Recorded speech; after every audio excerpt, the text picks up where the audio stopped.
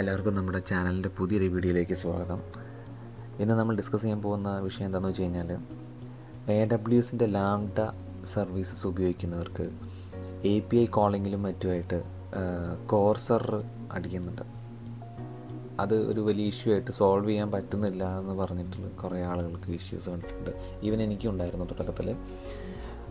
അതിൽ തന്നെ ഒരു പ്രധാന ഒരു വിഷയം, ഒരു കൺഫ്യൂഷൻ എന്ന് വെച്ച് കഴിഞ്ഞാൽ പോസ്റ്റ്മാൻ മുതലായിട്ടുള്ള API പ്ലാറ്റ്ഫോം ടൂൾസ് ഉപയോഗിക്കുമ്പോൾ ഈ എറർ വരുന്നില്ല, റെസ്പോൺസ് പ്രോപ്പറായിട്ട് കിട്ടുന്നുണ്ട്. എന്നാൽ നമ്മളുടെ തന്നെ ഒരു ഫ്രണ്ട് എൻഡ് സർവീസിൽ നിന്ന് ഒരു റിക്വസ്റ്റ് സെൻഡ് ചെയ്യുമ്പോൾ വീണ്ടും ഈ എറർ വരുന്നുണ്ട്. ഈവൻ നമ്മൾ ബാക്ക് എൻഡിൽ കോർസ് സെറ്റ് ചെയ്ത് കഴിഞ്ഞാലും വരുന്നുണ്ട് എന്നുള്ളൊരു പ്രശ്നമാണ്. അതെങ്ങനെ സോൾവ് ചെയ്യുന്നുള്ള കാര്യം നമുക്ക് നോക്കാം. അപ്പോൾ നമുക്ക് വീഡിയോയിലോട്ട് പോകാം.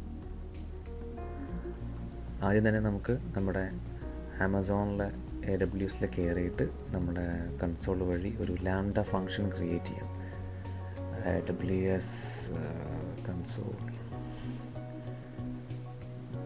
ഓക്കെ, ലോഡാവട്ടെ. Okay, sign in to the console.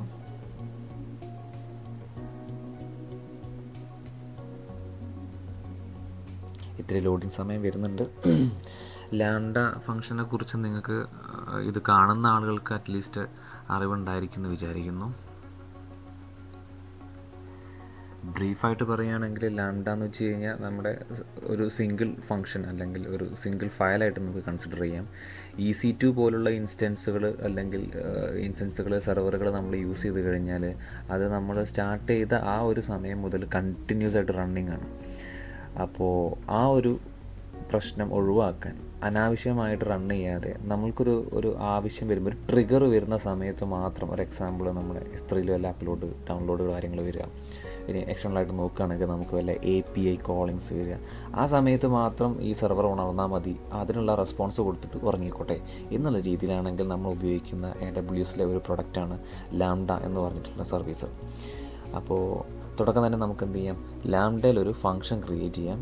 അതിനുശേഷം ലാംഡയിലെ കാര്യങ്ങൾ ഡീറ്റെയിൽസ് ഞാൻ മറ്റൊരു വീഡിയോയിൽ പറയുന്നുണ്ട്. ഇപ്പോൾ ലാംഡയിൽ ആളുകൾ നേരിടുന്ന എററുകൾ അതെങ്ങനെ ഹാൻഡിൽ ചെയ്യുക എന്നുള്ളത് മാത്രമാണ് പറയുന്നത്. ഈ ലാംഡയെ നമുക്ക് ട്രിഗർ ചെയ്യാൻ വേണ്ടി നമ്മൾ യൂസ് ചെയ്യുന്നത് API ഗേറ്റ്വേ എന്ന് പറഞ്ഞിട്ടുള്ള ആമസോണിൻ്റെ തന്നെ മറ്റൊരു സർവീസും യൂസ് ചെയ്യുന്നുണ്ട്. ഒന്നുമില്ല, നമ്മളൊരു API കോൾ ചെയ്യാത്രേ ഉള്ളൂ. അത് ആമസോൺ അതിനൊരു പേരിട്ട് വിളിച്ചു, API ഗേറ്റ്വേ എന്ന് പറഞ്ഞ സെക്ഷനാക്കി മാറ്റിയും വെച്ചു, അത്രയേ ഉള്ളൂ. അപ്പോൾ നമുക്ക് ആ API ഗേറ്റ്വേയിൽ ഒരു API ക്രിയേറ്റ് ചെയ്യണം. ആ API കോൾ ചെയ്യുമ്പം ലാംഡയിലൊരു ഫംഗ്ഷൻ, നമ്മൾ ക്രിയേറ്റ് ചെയ്യാൻ പോകുന്ന ഫംഗ്ഷൻ ഉണർന്നിട്ട് എന്ത് ചെയ്യണം, അത് മനസ്സിലാക്കി റെസ്പോൺസ് കൊടുത്ത് വീണ്ടും ഉറങ്ങിക്കോട്ടെ. ഓക്കെ, അപ്പോൾ തുടക്കത്തിൽ നമുക്ക് എന്ത് ചെയ്യാം, ഒരു ലാംഡ ഫംഗ്ഷൻ ക്രിയേറ്റ് ചെയ്യാം. അതിൽ ലാംഡ ക്ലിക്ക് ചെയ്താൽ മതി, നമ്മുടെ കൺസോൾ ഉണ്ടാവും. അല്ലെങ്കിൽ ഇവിടെ ലാംഡ സെർച്ച് ചെയ്ത് കഴിഞ്ഞാൽ നമുക്ക് ഈ സർവീസിലേക്ക് എത്താൻ പറ്റും. ലാംഡയിൽ എത്തിക്കഴിഞ്ഞ് കഴിഞ്ഞാൽ ഇവിടെ നോക്കണ്ട, എനിക്ക് നിലവിലൊരു ഒരു ഫംഗ്ഷൻ നിലവിലുണ്ട്. നമുക്ക് എന്ത് ചെയ്യാം, പുതിയൊരു ഫംഗ്ഷൻ ക്രിയേറ്റ് ചെയ്യാം. ക്രിയേറ്റ് ഫംഗ്ഷൻ കൊടുക്കാം. ക്രിയേറ്റ് ഫംഗ്ഷൻ കൊടുത്തതിന് ശേഷം ഓത്തർ ഫ്രം സ്ക്രാച്ച് എന്നുള്ള ഓപ്ഷൻ എടുക്കാം. ഇത് ബേസിക്കായിട്ടുള്ള കാര്യങ്ങൾ ടപ്പേ എന്ന് പറഞ്ഞ് പോവുകയാണ്, കാരണം നമുക്ക് ലാംഡയെക്കുറിച്ചല്ല, ലാംഡയിലെ എററുകളെ കുറിച്ചാണ് പറയാൻ പോകുന്നത്. സോ മൈ ലാംഡ ഫംഗ്ഷൻ പേര് കൊടുത്തു. നമ്മൾ എൻ്റെ ലാംഡ ഫംഗ്ഷൻ എന്നൊരു പേര് കൊടുത്തു. റൺ ടൈമായിട്ട് നമ്മൾ യൂസ് ചെയ്യാൻ പോകുന്നത് പൈത്തണാണ്. എൻ്റെ ലാപ്പിലുള്ളത് പൈത്തൺ 3.10 ആയതുകൊണ്ട് ഞാനത് എടുക്കുന്നു. എൻ്റെ ലാപ്പും ലാംഡ ഫംഗ്ഷനും ഇതുവന്നായിട്ടൊരു ബന്ധമില്ല, അല്ലെങ്കിൽ ലാംഡ ഫംഗ്ഷൻ ആമസോണിൻ്റെ സെർവറിൽ വർക്ക് ചെയ്യുന്നതാണ്, അതുകൊണ്ട് എൻ്റെ ലാപ്പായിട്ട് ബന്ധമൊന്നുമില്ല. ബട്ട് സ്റ്റിൽ ഞാൻ 3.10 എടുക്കുന്നു, അത്രേ ഉള്ളൂ, നോ ഇഷ്യൂസ്. പിന്നെ architecture keep it same. And പിന്നെ കൂടുതലൊന്നും വേണ്ട, നമുക്ക് എന്ത് ചെയ്യാം, ക്രിയേറ്റ് ഫംഗ്ഷൻ. അപ്പോൾ നമുക്കെന്താവും, ലാംഡയിൽ ഒരു സിംഗിൾ ബ്ലാങ്ക് ഫംഗ്ഷൻ ക്രിയേറ്റ് ആവും. നല്ല സമയം എടുക്കാൻ തോന്നുന്നു. ഫംഗ്ഷൻ ക്രിയേറ്റ് ആയി കഴിഞ്ഞ് കഴിഞ്ഞാൽ നമുക്കതിൻ്റെ ഒരു ഡയഗ്രമാറ്റിക് റെപ്രസെൻറ്റേഷനാണ് നമുക്ക് കാണിച്ചു തരാം. ഇവിടെ നമ്മൾ ലാംഡ ഫംഗ്ഷൻ ടൈപ്പ് ചെയ്യും. ലാംഡ ഫംഗ്ഷനിൽ മെയിനായിട്ട് ലാംഡ ഹാൻഡ്ലർ എന്നുള്ള പേരിലാണ് ഡിഫോൾട്ട് ഫംഗ്ഷൻ വരിക. ഈ ലാംഡ ഫംഗ്ഷൻ നമ്മൾ ട്രിഗർ ചെയ്യുമ്പോൾ ഈ ഒരു ഫംഗ്ഷനാണ് എക്സിക്യൂട്ട് ആവുക. ഇതിലേക്ക് വേണ്ടിയിട്ട് ഒരു ബേസിക് ആയിട്ടുള്ളൊരു ഫംഗ്ഷൻ ഞാൻ എടുത്തു വച്ചിട്ടുണ്ട്. നമുക്കതിവിടെ പേസ്റ്റ് ചെയ്യാം. പോട്ടെ. ഇമ്പോർട്ട് ജേസൺ എല്ലാം പോട്ടെ, നമുക്ക് പുതിയത് പേസ്റ്റ് ചെയ്യാം. നമ്മൾ നമ്മുടെ ഫങ്ഷൻ ഇവിടെ പേസ്റ്റ് ചെയ്യുന്നുണ്ട്. നിങ്ങൾക്ക് കാണുന്നുണ്ടോ?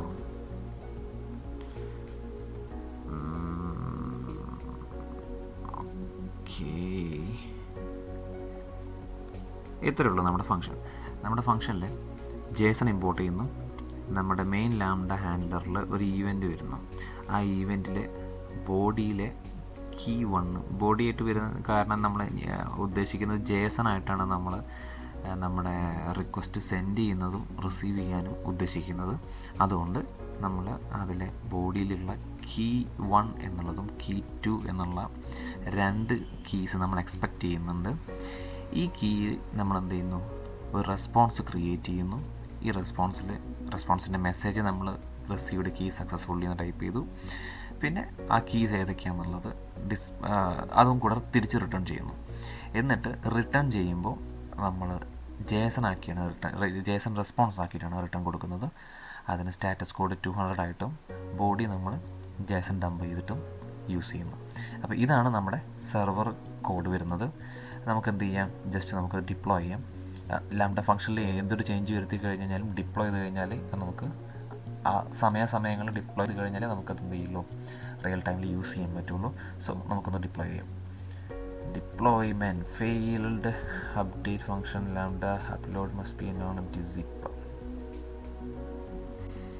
നമ്മളൊന്നും അപ്ലോഡ് ചെയ്തിട്ടില്ലല്ലോ, പിന്നെ എന്ത് പറ്റി? നമുക്കൊന്ന് സേവ് ചെയ്ത് നോക്കാം.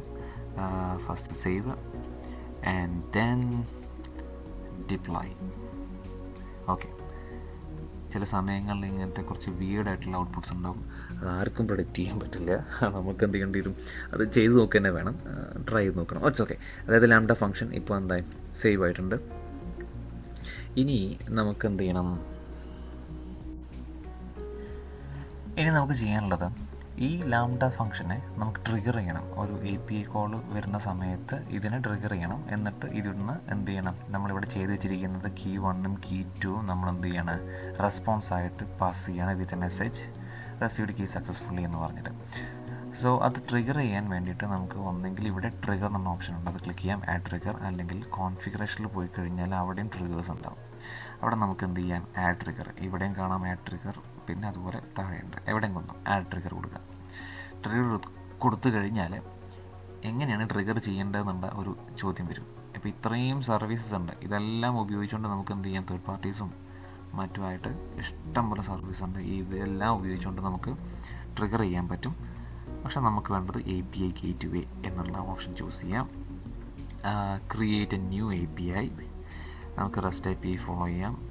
Security IAM security. ഇത് IAM സെക്യൂരിറ്റി എന്ന് പറഞ്ഞത് ആമസോണിൻ്റെ തന്നെ മറ്റൊരു സർവീസാണ് IAM എന്നുള്ളത്, അതായത് ഐഡൻറ്റിറ്റി സർവീസാണ്. പിന്നെ API കീസ് ഉണ്ട്. നമ്മൾ സെൻഡ് ചെയ്യുന്ന API റിക്വസ്റ്റിൻ്റെ കൂടെ ഒരു കീ എക്സ്ട്രാ സെൻഡ് ചെയ്യാം. തൽക്കാലം നമുക്ക് ടെസ്റ്റ് പർപ്പസിനായിട്ട് നമുക്കത് ഓപ്പൺ ആക്കിയിടാം. അതായത് അഡീഷണൽ സെക്യൂരിറ്റീസ് ഒന്നും ആവശ്യമില്ല. നമുക്ക് വേണ്ട കാര്യങ്ങൾ നമ്മൾ റിക്വസ്റ്റായിട്ട് API ആഡ് അയക്കുന്നു എന്നുള്ള കാര്യം നമുക്ക് എന്ത് ചെയ്യാം, ആഡ് കൊടുക്കാം. അപ്പോൾ ഒരു API ട്രിഗർ നമ്മൾ സെറ്റ് ചെയ്യാണ് നമ്മുടെ ലാംഡ ഫംഗ്ഷന് വേണ്ടിയിട്ട്. അപ്പോൾ അതിൽ നമുക്ക് കാണാം API എൻഡ് പോയിൻ്റ് എന്ന് പറയുന്നത് ഇതാണ്. ഈ ഒരു എൻഡ് പോയിൻറ്റിലേക്ക് ഒരു റിക്വസ്റ്റ് വന്ന് ഹിറ്റ് ചെയ്ത് കഴിഞ്ഞാൽ എന്താവും, നമ്മുടെ ലാംഡ ഫംഗ്ഷൻ ആക്റ്റീവ് ആവും. ഇനി നമുക്ക് ഈ ഒരു ലാംഡ ഫംഗ്ഷൻ്റെ അല്ലെങ്കിൽ APIൻ്റെ വർക്കിംഗ് ടെസ്റ്റ് ചെയ്യാൻ വേണ്ടിയിട്ട് നമുക്ക് എന്ത് ചെയ്യാം, ഒരു ഫ്രണ്ട് എൻഡ് സൈഡിൽ ഒരു സ്ക്രിപ്റ്റ് എഴുതാം. നമുക്കതിന് ഏറ്റവും ബെസ്റ്റായിട്ട് ഞാൻ പെട്ടെന്ന് ചെയ്യാൻ പറ്റിയത് W3 സ്കൂൾസ് എടുക്കാം. W3 സ്കൂൾസ് എടുത്തു കഴിഞ്ഞാൽ അതിൽ ട്രൈ യുവർ സെൽഫ് ഉണ്ടാവും, HTML എക്സാമ്പിൾ. അത് ചെയ്ത് കഴിഞ്ഞാൽ നമുക്ക് എന്ത് ചെയ്യാൻ പറ്റും, ഇവിടെ നമുക്ക് നമ്മളുടേതായിട്ടുള്ള ഒരു കോഡ് എഴുതിയിട്ട് ടെസ്റ്റ് ചെയ്യാൻ വേണ്ടി പറ്റും. നമ്മളുടെ API കോൾസ് ഒരു ബേസിക് HTML വെച്ചിട്ട് ചെയ്താൽ മതി എന്നുള്ളത് കൊണ്ട് നമുക്ക് തൽക്കാലം ഇത് ഉപയോഗിക്കാം. ഞാൻ നിലവിൽ നമ്മുടെ കാര്യങ്ങൾ ടെസ്റ്റ് ചെയ്യാൻ വേണ്ടിയിട്ട് ഞാനൊരു ഫങ്ഷൻ ഒരു സ്ക്രിപ്റ്റ് ഓൾറെഡി കോപ്പി ചെയ്ത് വെച്ചിട്ടുണ്ട്. നമുക്കത് എന്ത് ചെയ്യാം, ഇവിടെ നിന്ന് പേസ്റ്റ് ചെയ്ത് നോക്കാം. പേസ്റ്റ് ചെയ്തതിന് ശേഷം റണ്ണ് കൊടുത്തു കഴിഞ്ഞാൽ നമ്മുടെ നമ്മുടെ UI റെഡി ആയിട്ടുണ്ടാവും. നമുക്ക് എന്ത് ചെയ്യാം, ഇവിടെ 2 കീസ് ടൈപ്പ് ചെയ്ത് കഴിഞ്ഞ് ഫസ്റ്റ് വാല്യൂ സെക്കൻഡ് വാല്യൂ എന്തെങ്കിലും 2 വാല്യൂ സബ്മിറ്റ് ചെയ്തിട്ട് എന്ത് ചെയ്യാം, റിക്വസ്റ്റ് കൊടുക്കാം. പക്ഷേ റിക്വസ്റ്റ് പോകാനുള്ള കാര്യങ്ങൾ ആദ്യം സെറ്റ് ചെയ്യണം അല്ലേ. അപ്പോൾ ഇവിടെ നമ്മൾ HTML കോഡ് അനലൈസ് ചെയ്ത് കഴിഞ്ഞ് കഴിഞ്ഞാൽ നമുക്ക് ആദ്യം ഒരു ബേസിക് ആയിട്ടുള്ള ഫോമുണ്ട്. ഫോമിൽ 2 കീ 1ഉം കീ 2ഉം ചോദിക്കുന്നുണ്ട്. പിന്നെയുള്ളത് നമുക്കൊരു അസിങ്ക്രണസ് റിക്വസ്റ്റാണ് പോകുന്നത്, ഫെച്ച് റിക്വസ്റ്റാണ് പോകുന്നത്. ഫെച്ച് റിക്വസ്റ്റ് പോകുമ്പോൾ ഇവിടെ ചോദിക്കുന്നുണ്ട് your API gateway end point URL. അത് നമുക്ക് എന്ത് ചെയ്യും, ഇതാണ് നമ്മുടെ എൻഡ് പോയിൻറ്റ് URL. ഈ URL നമ്മൾ കോപ്പി ചെയ്യുന്നു. കോപ്പി ആയില്ലേ എന്നൊരു സംശയം. ഓക്കെ, കോപ്പി ചെയ്യുന്നു. എന്നിട്ട് എന്ത് ചെയ്യാം, നമ്മളിവിടെ കൊണ്ടുപോയി പേസ്റ്റ് ചെയ്യാം. പേസ്റ്റ്. ഓക്കെ, എന്നിട്ട് റൺ കൊടുത്തു കഴിഞ്ഞാൽ അത് എക്സിക്യൂട്ട് ആയിട്ടുണ്ടാവും. അപ്പോൾ ഇനി നമ്മൾ നോക്കേണ്ടത് ഇതിൻ്റെ വർക്കിംഗ് എങ്ങനെയാണെന്ന് വെച്ച് കഴിഞ്ഞാൽ, ഈ ഫോം സബ്മിറ്റ് പ്രസ് ചെയ്യുന്ന സമയത്ത് കീ 1ലെയും കീ 2ലെയും വാല്യൂസ് ഫെച്ച് യൂസ് ചെയ്തിട്ട് പോസ്റ്റ് മെത്തേഡിൽ നമ്മൾ എന്ത് ചെയ്യുന്നു, ബോഡിയിൽ JSON ആക്കി മാറ്റിയിട്ട് നമ്മൾ എന്ത് ചെയ്യുന്നു, ഈ ഒരു APIയിലേക്ക് സെൻഡ് ചെയ്യുന്നു. ഓക്കെ, റെസ്പോൺസ് നമ്മൾ എന്ത് ചെയ്യുന്നു, റെസ്പോൺസ് എന്നുള്ള IDയിൽ നമ്മൾ സ്ട്രിങ്ങിഫൈ ആയിട്ട് വന്നിട്ടുള്ള ഡാറ്റ നമ്മൾ ഇവിടെ പ്രിൻറ്റ് ചെയ്യുകയും ചെയ്യും. അപ്പോൾ നമുക്ക് എന്ത് ചെയ്യാം, ഒന്ന് ടെസ്റ്റ് ചെയ്ത് നോക്കാം. നമുക്കൊരു first value, second value, send request, ഒന്നും സംഭവിച്ചില്ല അല്ലേ. അപ്പോൾ ഞാൻ നമ്മുടെ തെറ്റുകൾ എന്താണോ ആ തെറ്റുകളിലൂടെ കൊണ്ടുപോകാനാണ് ഞാൻ ശ്രമിക്കുന്നത്. അപ്പം നമ്മൾ തെറ്റ് നേരിട്ട ആൾക്ക് പെട്ടെന്ന് മനസ്സിലാവുമായിരിക്കും. സോ നമുക്ക് എന്ത് ചെയ്യാം, കൺസോൾ എടുത്തിട്ട് എന്താണ് സംഭവിച്ചത് നോക്കാം. കൺസോൾ എടുക്കണമെങ്കിൽ Ctrl+Shift+I ക്ലിക്ക് ചെയ്താൽ മതി. നമുക്ക് കൺസോൾ എടുക്കാൻ പറ്റും. കൺസോൾ എറർ വന്നിരിക്കുന്നത് കാണാം. നമുക്ക് വേണമെങ്കിൽ ഒന്ന് ക്ലിയർ ചെയ്തതിന് ശേഷം നെറ്റ്വർക്കിലും ക്ലിയർ ചെയ്തതിന് ശേഷം നമുക്കൊരു സെൻഡ് റിക്വസ്റ്റ് അടിക്കാം. ആക്സസ് ടു ഫെച്ച് അറ്റ് ഈ ഒരു IDയിലുള്ള എൻഡ് പോയിൻറ്റിലേക്കുള്ളത് has been blocked by CORS policy എന്നാണ് പറഞ്ഞത്. കോഴ്സ് പോളിസിയാണ് ഇഷ്യൂ. അപ്പം നമ്മൾ എന്ത് ചെയ്യണം, ഇനി കോഴ്സ് പോളിസി എനേബിൾ ചെയ്യണം. ആക്ച്വലി എന്താണ് ഈ കോഴ്സ് പോളിസി, എന്താണ് ഈ കോഴ്സ് എന്ന് പറഞ്ഞു കഴിഞ്ഞാൽ ക്രോസ് ഒറിജിൻ റിസോഴ്സ് ഷെയറിംഗ് ആണ്. അതായത് ഇപ്പോൾ അഡ്വാൻസ്ഡ് ആയിട്ട് വരുന്ന എല്ലാ വെബ് ആപ്പുകളിലും സർവീസുകളിലും എല്ലാം എന്ത് ചെയ്യുന്നുണ്ട്, ഈ കോഴ്സ് പോളിസി യൂസ് ചെയ്യുന്നുണ്ട്. ഈ പോളിസി ചെക്ക് ചെയ്യുന്നത് നമ്മുടെ ഈ ബ്രൗസറായിരിക്കും ചെക്ക് ചെയ്യുന്നുണ്ടാവുക, അല്ലാതെ സെർവർ ആയിരിക്കില്ല. സെറ്റ് ചെയ്യുന്നത് ഇവിടെ നിന്നായിരിക്കും, സെർവർ സൈഡിൽ നിന്നായിരിക്കും. ചെക്ക് ചെയ്യുന്നത് നമ്മുടെ ബ്രൗസർ സൈഡിലായിരിക്കും. അപ്പോൾ നമുക്ക് എന്ത് ചെയ്യണം, കോഴ്സ് പോളിസി അത് ഞാൻ നേരത്തെ പറഞ്ഞു ക്രോസ് ഒറിജിൻ റിസോഴ്സ് ഷെയറിങ്. അതായത് ഡൊമെയിൻ ഡിഫറൻസ് ആകുമ്പോൾ, ഇപ്പോൾ ഇത് കണ്ടോ, നമ്മളുടെ ആമസോണിൻ്റെ ഇവിടെ നോക്കുക, amazon.com, Amazon AWS.com എന്നുള്ള ഡൊമെയിനിലേക്ക് റിക്വസ്റ്റ് പോകുന്നത് w3schools.com എന്നുള്ള ഒരു ഡൊമെയിനിൽ നിന്നാണ്. ഒരുപക്ഷെ നമ്മുടെ ലോക്കൽ സെർവറിൽ നിന്നായിരിക്കും, ലോക്കൽ ഹോസ്റ്റ് എന്നുള്ള സെർവറിൽ നിന്നായിരിക്കും. അങ്ങനെയൊക്കെ ആകുന്ന സമയത്ത് ആ ഒരു ക്രോസ് ഒറിജിൻ ആയിട്ടുള്ള ഡാറ്റ എങ്ങനെ ഹാൻഡിൽ ചെയ്യണമെന്ന് കാണിക്കുന്ന പോളിസിയാണത്. അപ്പോൾ നമ്മൾക്ക് എന്ത് ചെയ്യണം, നമ്മുടെ സെർവറിൽ എനേബിൾ ചെയ്യാണ് ഇന്ന സെർവറുകളിൽ നിന്ന് വരുന്ന അല്ലെങ്കിൽ ഒറിജിനിൽ നിന്ന് വരുന്ന റിക്വസ്റ്റുകൾ നമ്മൾ സ്വീകരിക്കും, അതിനുള്ള റെസ്പോൺസ് തരും എന്ന് സെറ്റ് ചെയ്യുന്നതാണ് നമ്മൾ കോഴ്സ് പോളിസി. അതിപ്പോൾ എനേബിൾ ചെയ്യാത്തത് കൊണ്ടാണ് ഇതെന്തായിട്ടുള്ളത് ഫെയിൽ ആയിട്ടിരിക്കുന്നത്, നമുക്ക് റെസ്പോൺസ് ഒന്നും കിട്ടാത്തത്. അപ്പോൾ നമുക്ക് എന്ത് ചെയ്യാം, നമുക്കിനി കോഴ്സ് പോളിസി സെറ്റ് ചെയ്യാം. അത് നമ്മൾ API ഗേറ്റ്വേ നമ്മൾ ക്രിയേറ്റ് ചെയ്തു ട്രിഗറിൽ. അതിന് നമുക്ക് API ഗേറ്റ്വേ URL ഉണ്ട്. അപ്പോൾ നമ്മളത് ക്ലിക്ക് ചെയ്ത് കഴിഞ്ഞാൽ API ഗേറ്റ്വേൻ്റെ കൺസോൾ തുറന്നു വരും. അതിൽ കോഴ്സ് പോളിസി സെറ്റ് ചെയ്യണം. ഇതിലിപ്പോൾ ഡിഫോൾട്ടായിട്ട് ഇതൊക്കെ എനി എന്നുള്ള മെത്തേഡാണ് കിടക്കുന്നത്. അതായത് get, post, put, delete, update എല്ലാ സാധനങ്ങളും ഈ നമ്മൾ സ്വീകരിക്കും, അക്സെപ്റ്റ് ചെയ്യുന്നതാണ് അർത്ഥം. അല്ലെങ്കിൽ അതിനെങ്ങനെ റെസ്പോൺസ് കൊടുക്കണം എന്നാണ് ഈ സെറ്റിങ്സിലുള്ളത്. നമുക്ക് എന്ത് ചെയ്യാം, നമ്മുടെ ഈ ഒരു പാത്ത്, ഇത് നമ്മുടെ മെയിൻ ഡൊമെയിൻ, അവിടെ നിന്നിട്ട് മൈലാംഡ ഫങ്ഷൻ എന്നുള്ള ഒരു APIയിലേക്ക് വരുന്നതിന് വേണ്ടിയിട്ട് ഇവിടെ ക്ലിക്ക് ചെയ്യുക. അവിടെ എനേബിൾ കോഴ്സ് ഉണ്ടാവും. എനേബിൾ കോഴ്സിൽ ഡിഫോൾട്ട് 4xxഉം ഡിഫോൾട്ട് 5xxഉം അത് ടിക്ക് ചെയ്ത് കൊടുക്കുക. ഇവിടെ ആക്സസ് കൺട്രോൾ അല്ല ഒറിജിൻ എന്നുള്ളത് സ്റ്റാറാണ്. സ്റ്റാർ എന്ന് പറഞ്ഞു കഴിഞ്ഞാൽ ഏത് ഡൊമൈനിൽ നിന്നും റിക്വസ്റ്റ് സ്വീകരിക്കും എന്നുള്ളതാണ് പറഞ്ഞിട്ടുള്ളത്. നമുക്കെന്ത് ചെയ്യാം, സേവ് കൊടുക്കാം. എന്നിട്ട് നമുക്കൊന്ന് ടെസ്റ്റ് ചെയ്ത് നോക്കാം. ഇതൊന്ന് സേവ് ആവാൻ സമയം എടുക്കുന്നുണ്ട്. ഓക്കെ, കോഴ്സ് പോളിസി എനേബിൾഡ് എന്നുണ്ട്. ഇപ്പോൾ നോക്കിക്കേ, നമ്മൾ നോർമൽ നമുക്ക് ഓൾറെഡി ഒരു എനി മെത്തേഡ് നിലവിലുണ്ട്. ഇപ്പോൾ ഓപ്ഷൻസ് എന്ന് പറഞ്ഞ മെത്തേഡ് കൂടെ എക്സ്ട്രാ വന്നിട്ടുണ്ട്. ഈ ഓപ്ഷൻസ് എന്ന് പറഞ്ഞിട്ടുള്ള മെത്തേഡാണ് നമ്മൾക്ക് അത് ഞാൻ പറഞ്ഞുതരാം. അതായത് ഒരു പ്രീ ഫ്ലൈറ്റ് ഹാൻഡ് ഷേക്കിംഗ് പോലെയൊരു സിസ്റ്റം നമുക്ക് നടക്കുന്നുണ്ട്. നമ്മൾ ഏതൊരു API റിക്വസ്റ്റ് സെൻഡ് ചെയ്യുമ്പോഴും നമ്മുടെ റിക്വസ്റ്റിന് മുന്നേ മറ്റൊരു റിക്വസ്റ്റ് പോകുന്നുണ്ട്. അതാണ് ഈ ഓപ്ഷൻസ് ഉള്ളത്. നമ്മുടെ ഈ കോഴ്സ് പോളിസി സെറ്റ് ചെയ്തിട്ടുണ്ടോ, അല്ലെങ്കിൽ നമ്മൾ റിക്വസ്റ്റിന് വേണ്ടിയിട്ടുള്ള എല്ലാ കാര്യങ്ങളും സെർവറിലുണ്ടോ എന്നുള്ളത് നമ്മുടെ ബ്രൗസർ ആദ്യം തന്നെ ഒരു ഓപ്ഷൻ ആയിട്ടുള്ള മെത്തേഡ് സെൻഡ് ചെയ്യും. അതിൽ നിന്ന് സെർവറിന് സെറ്റ് ചെയ്ത് വെച്ചിരിക്കുന്ന ഡീറ്റെയിൽ എന്താണോ അത് സെർവർ റെസ്പോൺസ് കൊടുക്കും. അപ്പം നമ്മൾ കോഴ്സ് പോളിസി എനേബിൾ ചെയ്തിട്ടുണ്ടോ, നേരത്തെ അങ്ങനെ ഒരു ഓപ്ഷൻസ് കോൾ വന്നിട്ടുണ്ട്, പക്ഷേ എന്തിട്ടുണ്ടായിട്ടില്ല, ഇവിടുന്ന് റെസ്പോൺസ് ഒന്നും പോയിട്ടില്ല. അതുകൊണ്ടാണ് ഇത് ഫെയിലായിപ്പോയത്. ഇനി എന്ത് സംഭവിക്കും? ഇനി ഒരു ഓപ്ഷൻസ് കോൾ പോകും. ആ കോൾ പോകുന്ന സമയത്ത് കോഴ്സ് പോളിസി എനേബിൾഡ് ആണ് എന്ന് പറഞ്ഞിട്ട് ഇവിടുന്ന് നമ്മുടെ API ഗേറ്റ്വേന്ന് തിരിച്ച് റെസ്പോൺസ് പോകും. അപ്പം ശ്രദ്ധിക്കണം. അപ്പോൾ നമ്മൾ സെറ്റ് ചെയ്ത് വെച്ചു അലവ് ഒറിജിൻ എന്ന് പറഞ്ഞാൽ സ്റ്റാറാണ്. അപ്പം ഏത് ഡൊമൈനിൽ നിന്നും നമ്മൾ സ്വീകരിക്കുന്ന ഒരു റെസ്പോൺസാണ് നമ്മുടെ API ഗേറ്റ്വേ കൊടുക്കുന്നത്. അങ്ങനെ കൊടുത്തു കഴിഞ്ഞ് കഴിഞ്ഞാൽ നമ്മുടെ ബ്രൗസർ തീരുമാനിച്ചു യെസ്, അപ്പോൾ ഈ നമ്മുടെ ഡൊമൈൻ എന്ന് പറഞ്ഞത് ഇപ്പോൾ W3 സ്കൂൾസാണ്, അപ്പോൾ ഇവിടുന്ന് പോയി കഴിഞ്ഞാലും അവർ സ്വീകരിക്കും എന്നുള്ള കാര്യം മനസ്സിലാക്കി ശേഷമാണ് നമ്മുടെ ക്ലിക്കിൻ്റെ യഥാർത്ഥ റിക്വസ്റ്റ് പോകുന്നത്. നമുക്കതൊന്ന് ടെസ്റ്റ് ചെയ്ത് നോക്കാം. നമുക്ക് എന്ത് ചെയ്യാം, ഈ കൺസോൾ ഒന്ന് ക്ലിയർ ചെയ്യാം, നെറ്റ്വർക്ക് എടുത്ത് വയ്ക്കാം. കേട്ടോ, പ്രീ ഫെച്ച് റിക്വസ്റ്റ് പോയി കോഴ്സർ അടിച്ചിട്ടുണ്ട്, അതിന് മുന്നേ പ്രീ ഫ്ലൈറ്റും പോയിട്ടുണ്ട്. ഓക്കെ, ഇത് ജസ്റ്റ് ക്ലിയർ ചെയ്യാം. നമുക്ക് ഒന്നുകൂടെ സെൻഡ് ചെയ്ത് നോക്കാം. ഓക്കെ, ഇപ്പോൾ വീണ്ടും ഫെയിലായി. വൈ?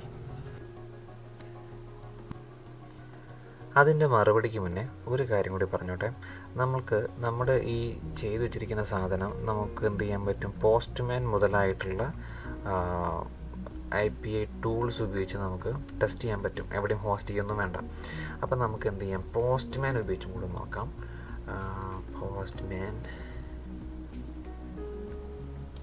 പോസ്റ്റ്മാനിൽ നമുക്ക് നമ്മൾ എടുത്ത് വെച്ചിരിക്കുക കോപ്പി ചെയ്ത ലിങ്ക് പേസ്റ്റ് ചെയ്യാം.